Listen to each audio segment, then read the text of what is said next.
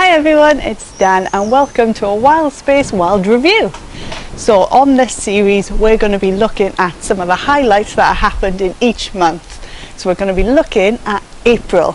So it's been really warm here in April. The wild space has been really active with birds, we've got insects, and spring is in full bloom, so we've got lots of activity.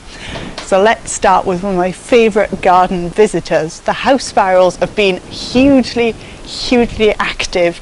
They've been going back and forth the feeders on the apple tree.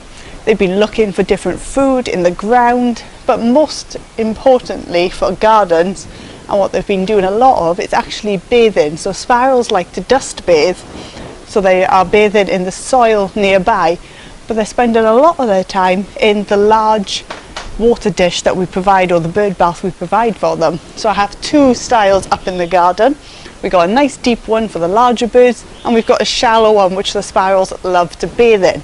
So this just clears off any bacteria, any mites off their feathers and allows them to dry, but they have just been loving it. But it's not only them that have been really active this month. The starlings have been going wild in the garden. They've been having their usual feeds around on the suet blocks and on the fat ball feeders. But this month we've added a new feeder to the feeding station, where we've put in the Benton Feeder from Wildlife World. So this one is almost supposed to mimic a house style one. It's not supposed to be for large birds, but the starlings have been loving clinging hold of the little perch on the side and grabbing all the larger items that we're putting in. Because it is a flat feeder with a solid bottom, you can put in things like oats from your house. We've put in peanuts, we've had dried fruit that we've not eaten, like raisins, and they've all gone in, and the starlings have just loved it. But obviously with starlings, they never just stay as lovely little creatures. They always cause an argument with one another, so we've been watching lots of this recently, of the starlings just falling out with one another. But looking elsewhere in the garden, with our birds, because we have a cat, we've been brushing him every day as his fur's starting to molt, and we've been putting this out into another suet block feeder. And inside of this block it's just been cat's fur. We've put some moss in, we've put some feathers in, and the blue tits, the house sparrows, have been coming back and forth, and they've been pulling little bits of the fur out, and they've been taking this to their nests. So we've not actually found where they're nesting yet. It's quite difficult to spot them, especially with all the spring flowers around. So the trees have really filled in, so it's quite difficult to spot where the birds are nesting. But the blue tits have really been loving pulling all this material out the block we provide for them. But it's not just birds we provide here. As spring has arrived, we've seen lots more butterflies. We've had speckled wood, we've had peacock, we've had small white, we've had holy blue, we've had common blue in the garden. We've also seen a rise in bumblebees, so we've done a lot of work in the garden to provide more wildflowers and more plants for bees, and we're seeing a lot more bees interacting with our flowers. But in mammal news, we've added the small, or the mini mammal box. So the mini mammal box is basically just a little box we provide some food in, and we've been testing out to see what creatures are actually using this box. And we found that we have a little wood mouse. So our wood mouse appears in the night about 1 o'clock in the morning. It jumps through. We worked out that it doesn't quite like the hole on the side, so what we've done instead, we've cracked the edge of the box, and it just scutters down the bank. It jumps in through the side, grabs, mainly it loves the peanuts or the sunflower seeds, and then it runs back out, and it does this for about an hour each night. But it's not just the mouse we've been enjoying. We've really been enjoying the squirrel as well.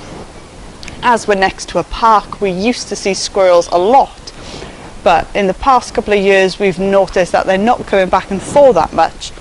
So instead we've been putting out more peanuts, not in a peanut feeder, but putting out hay feeders instead, and putting peanuts on the ground. And since then we've been noticing that the squirrel is now returning. And the squirrel climbs in through the trees, climbs in through the side, along the fence, and then it jumps down and it takes the feed from either the flat feeders, or it's really been enjoying our ketchup bottle. So this is just a ketchup bottle. We've cut 2 holes in and we've attached a dish to the bottom, and the squirrel has really been loving dangling from the tree and then using its feet to lean forward and grab the sunflower hearts that are provided in it. So that's the only feeder we've got the sunflower hearts in. So we've worked out the squirrel's really enjoying those hearts, and we may start looking at adding some more things for squirrels. So a lot of people don't like squirrels at their feeders because they can cause a bit of a nuisance. But what we've done instead, we've got special areas now for the squirrel. It's on the main tree lower down, while we've got the tray feeder higher up. So the smaller birds are getting to feed and the squirrel is staying on the bottom and it's taking the feed that is provided for him. So it's a good alternative in your garden. If you find you're getting squirrels in your garden, you can provide a separate feeding station with peanuts and sunflower hearts for the squirrels. And then hopefully they'll go to that instead of your main feeding station. So there's lots of activity going on, and we're going to keep developing the wild space over the next few months and hopefully the next couple of years. And later on in the year, we've got some exciting things coming out to help you develop your gardens as well. So if you'd like to hear more about the Wild Space project, of course you can visit the online website, which is danrouse.org.uk/wildspace. You can visit some wild makes of different things you can make in your garden. We've got expert advice on different topics, and we're going to be doing some Q&As as well. But you can always share your footage with us and the Wildlife Trust of South and West Wales.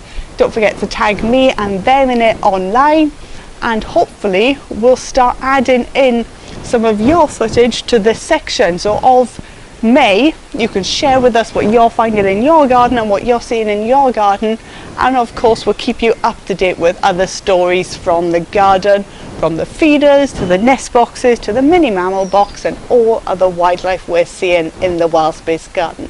So it's goodbye from me for now, and we'll see you next month.